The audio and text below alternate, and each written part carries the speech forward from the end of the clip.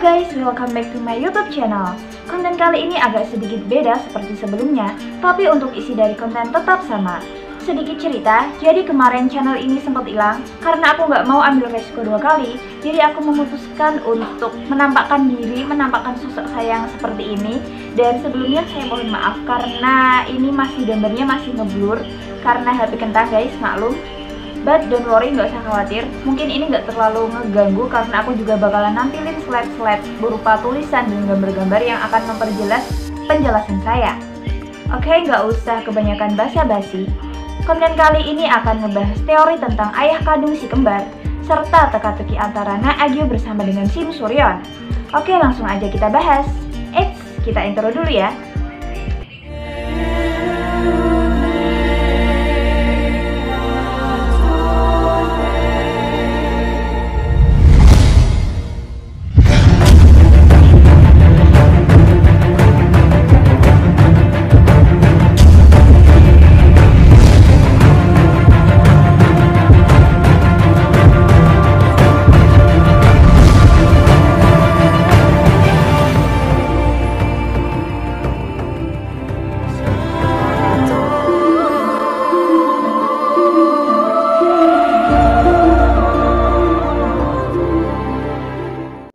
Jadi kemarin aku dapat teori yang mengatakan bahwa Jo Dang-tae sebenarnya bukanlah ayah kandung si kembar Suk-hun maupun Suk-hyung.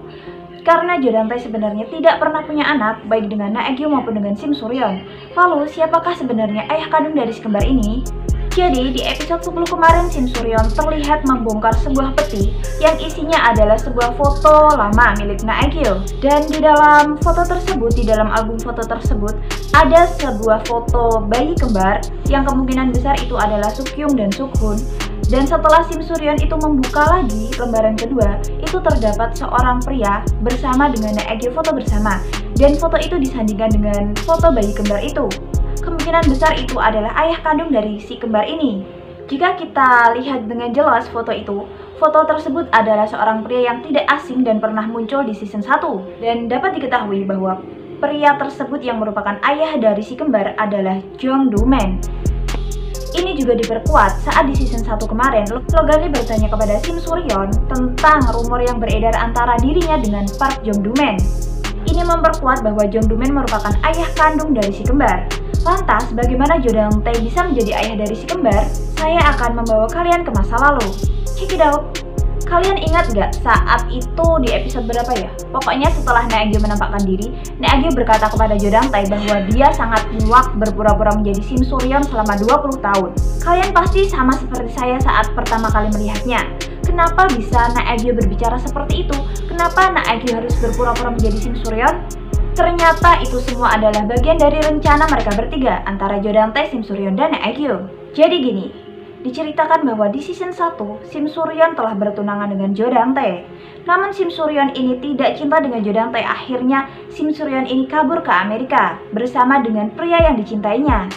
Dan kemudian di sana Sim Suryon mempunyai anak dan anak itu adalah Min Seol-ah. Sementara itu di Korea Jo Dang-tae bertemu dengan wanita yang sangat mirip dengan Sim Suryon. Dan wanita itu adalah Na Agyo. Seperti yang kita tahu bagaimana watak Jo Dang-tae yang hanya peduli kepada uang. Jadi si Jo Dang-tae ini berusaha mendekati Na Agyo untuk mewujudkan mimpinya mempunyai sebuah desa bernama Jo Dang-tae dan menjadi orang terkaya yang masih hidup. Di sini saya dapat menyimpulkan bahwa si Jo Dang-tae ini menjalankan rencananya dengan menikahi wanita-wanita kaya, kemudian menghabisinya. Ya, dapat kita lihat setelah beberapa episode ini tayang. Jadi dia pertama menikahi Sim Suryon, kemudian Na Agyo, kemudian yang terakhir ini adalah Jang Soo-jin. Dan selama ini ketiga wanita ini mempunyai ending yang sama, yaitu hanya dimanfaatkan saja untuk diambil aset-asetnya saja. Oke, kembali ke Na Agyo. Jadi saat pertama kali bertemu dengan si Jo Dang-tae, Na Agyo posisinya sedang hamil Suk-hun dan Suk-hyung itu guys. Dan masih menjadi status istri, menjadi seorang istri dari Jong Do-man ini. Si Na Agyo dan Jong Do-man ini keduanya adalah seorang pebisnis. Mengetahui itu, si Jo Dang-tae langsung mempunyai rencana untuk menghancurkan bisnis mereka berdua. Dan akhirnya rencana tersebut berhasil. Akhirnya si Jong Do-man ini bangkrut. Dan kemudian si Na Agyo ini berusaha untuk didekati oleh Jo Dang-tae. Kemudian diam-diam ternyata si Jo Dang-tae ini berusaha untuk menyelap melenyapkan si Jong Doo-min ini. Jadi kemudian rencana Jodang Tae ini berhasil untuk menghabisi suami si Na Aek-gyu. Akhirnya si Na Aek-gyu sekarang posisinya udah sendirian, gak punya siapa-siapa, jatuh miskin, jatuh bangkrut, kemudian dalam posisi yang tak berdaya dan sedang mengandung kedua anaknya itu. Nah kemudian ini si Jodang Tae datang sebagai pahlawan kesiangan untuk menolong si Na Aek-gyu ini. Jadi tiba-tiba datang seperti penolong gitu guys, padahal dia sendiri yang sudah menghancurkan hidup Na Aek-gyu. Dengan janji-janji manis yang katanya Jodang Tae akan menghidupinya, yang akan membahagiakan Na Aek-gyu dengan kedua anaknya itu. Akhirnya si Na Aek-gyu kelepek-kelepek dan menikah dengan Jodang Tae. Dan karena kebaikan hati Jodang Tae yang ternyata itu palsu, si Na Aek-gyu ini mau menjalankan apapun yang diperintahkan oleh Jodang Tae. Akhirnya si Jodang Tae ini menyuruh Na Aek-gyu pergi ke Amerika untuk menjalankan bisnisnya. Tapi si Na Aek-gyu ini awalnya nggak mau guys, karena dia nggak mau ninggalin kedua anaknya. Akhirnya si Jodang Tae mempunyai rencana lain untuk membawa Sim Suryeon ke dalam rencananya. Jadi Jodang Tae menghampiri Sim Suryeon ke Amerika. Jodang Tae pergi ke Amerika guys. Kemudian entah itu dia menghabisi suaminya atau mengancam Sim Suryeon. Akhirnya Sim Suryeon mau untuk menggantikan peran Na Aek-gyu menjaga kedua anak-anaknya Na Aek-gyu serta menjadi istri dari Jodang Tae. Sementara itu Na Aek-gyu pergi ke Amerika untuk menjalankan bisnis. Dia di sana itu seperti bertemu dengan partner-partnernya Jodang Tae itu. Dan singkat cerita, Sim Suryeon yang telah lama hidup bersama dengan Jodang Tae akhirnya mengetahui wajah asli Jodang Tae yang ternyata itu sangat-sangat seperti iblis jahanam. Selain itu juga, kita juga telah mengetahui bahwa si kembar Sukmin dan Sukyung ini telah mengetahui bahwa Sim Suryeon bukanlah ibu kandung diri mereka berdua. Karena merasa bahwa si kembar itu tidak bahagia, apalagi sering disiksa oleh Jodang Tae, akhirnya Sim Suryeon ini berinisiatif untuk menemui Na Aek-gyu dan memberitahu semuanya kepada Na Aek-gyu. Lalu pertanyaannya, kenapa si Na Aek-gyu bisa terbunuh di season 1 kemarin? Jadi begini, karena Sim Suryeon berencana untuk menemui Na Aek-gyu dan memberitahu semuanya ke Na Aek-gyu tentang wajah asli Jodang Tae. Saat itu pas hari dimana si Na Aek-gyu ini terbunuh.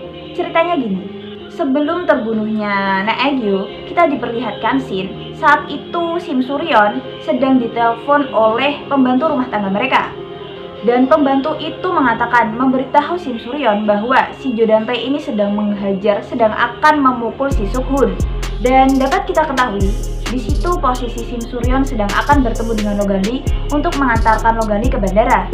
Namun di situ Sim Suryeon mengatakan kepada Logan-lee bahwa dia tidak bisa menemani Logan-lee karena ada sesuatu penting yang harus dikerjakan. Nah di situ dia bertemu dengan Na Aek-gyu. Jadi sesuatu penting itu dia sedang bertemu dengan Na Aek-gyu guys. Dan saat dia sedang bertemu dengan Na Aek-gyu, di situ si Ajuma atau si bibi atau pembantu rumah tangga dari keluarga Jodang Tae itu telepon dan memberitahu Sim Suryeon kalau si Sukhun dipukuli Jodang Tae tadi. Saat Sim Suryeon akan pergi untuk menghalangi Jodang Tae menghajar Sukhun, di situ Na Aek-gyu mengatakan kepada Sim Suryeon bahwa dia sendiri yang ingin menemui Jodang Tae dan memberi Jodang Tae peringatan. Seperti itulah intinya. Jadi intinya Na Aek-gyu ingin pergi sendiri untuk menemui Jodang Tae untuk menghalangi Jodang Tae menghajar anaknya langsung gitu. Tapi kemudian Sim Suryeon mengatakan bahwa nanti kalau Na Aek-gyu sendiri yang menemui mereka, pasti anak-anaknya akan kaget. Jadi akhirnya mereka berdua bertukar pakaian. Jadi si Na Aek-gyu langsung memakai pakaian dari Sim Suryeon dan setelah itu bergegas pergi untuk langsung menemui Jodang Tae ini. Setelah si Na Aek-gyu ini sampai di penthouse, belum juga ketemu dengan anak-anaknya. Setelah masuk ruang belajar, si Jodang Tae langsung menusuknya. Jadi itulah alasan mengapa si Na Aek-gyu asli bisa meninggal. Lalu bagaimana dengan Sim Suryeon? Karena saat mau berangkat ke penthouse, Na Aek-gyu sangat buru-buru. HP Na Aek-gyu ini ketinggalan guys, dan dibawa oleh Sim Suryeon. Dan saat posisi HP berada di tangan Sim Suryeon, si Jodang Tae telepon di HP Na Aek-gyu dan sama Sim Suryeon diangkat. Dan di sana Jodang Tae meminta agar Na Aek-gyu, tapi yang ternyata adalah Sim Suryeon tadi, memintanya untuk pergi ke Thailand dan bersembunyi. Karena mengetahui bahwa Sim Suryeon posisinya udah mati, jadi nggak boleh ada yang tahu bahwa ada orang yang menyerupai Sim Suryeon. Nah akhirnya nih Sim Suryeon memutuskan untuk berpura-pura menjadi Na Aek-gyu dan bersembunyi mengikuti perintah Jodang Tae tadi untuk membalaskan dendamnya kepada Jodang Tae. Kemudian Kim Suryeon melihat berita dan melihat bahwa si Jo Dan-tae ini menggunakan Oh Yoon-hee sebagai kambing hitam atas kejahatannya. Karena tak terima bahwa si Oh Yoon-hee ini dituduh secara tidak benar oleh Jo Dan-tae, akhirnya Kim Suryeon berusaha menghubungi Logan Lee karena Kim Suryeon ini tahu bahwa si Logan Lee akan melakukan hal jahat, akan melampiaskan amarahnya kepada Oh Yoon-hee. Jadi waktu itu saat Oh Yoon-hee bunuh diri, si Logan Lee tahu guys, dan dia membiarkannya dan malah meninggalkan Oh Yoon-hee dan membiarkannya mati. Namun kemudian si Kim Suryeon menelpon Logan Lee dan mengatakan bahwa dia adalah Naekyu dan mengatakan kepada Logan Lee bahwa pembunuh sebenarnya adalah si Jo Dan-tae. Dan si Logan Lee percaya guys, dan akhirnya dia kembali lagi ke kamar untuk menyelamatkan Oh Yoon-hee. Dan akhirnya mereka berdua, si Logan Lee dan Oh Yoon-hee ini bekerja sama untuk membalaskan dendam kepada Jo Dan-tae. Begitu ceritanya. Pusing nggak? Pusing, sama aku juga pusing. Jadi kesimpulannya gini. Jadi kesimpulannya ayah kandung dari si kembar adalah Jung Do-man. Dan kemudian Naekyo dan Kim Suryeon bertukar posisi. Itu karena atas rencana dari Jo Dan-tae. Jadi kurang lebih seperti itu. Gimana guys? Bagaimana pendapat kalian tentang teori ini? Apakah teori ini dapat diterima dengan akal sehat atau enggak? Oh ya, sebenarnya aku udah bikin teori ini di channel aku yang baru.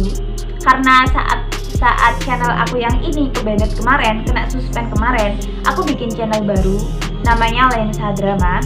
Itu masih ada satu konten, yaitu tentang teori si Jo Dan-tae bukan ayah kandung si kembar. Itu sudah ada. Dan di sini aku bawakan ulang dengan ada wajah saya yang sangat membagongkan. Karena aku pikir kalian masih banyak yang belum mengetahui saat aku lihat komentar-komentar kalian. Jadi aku bawakan ulang dan aku upload di channel ini.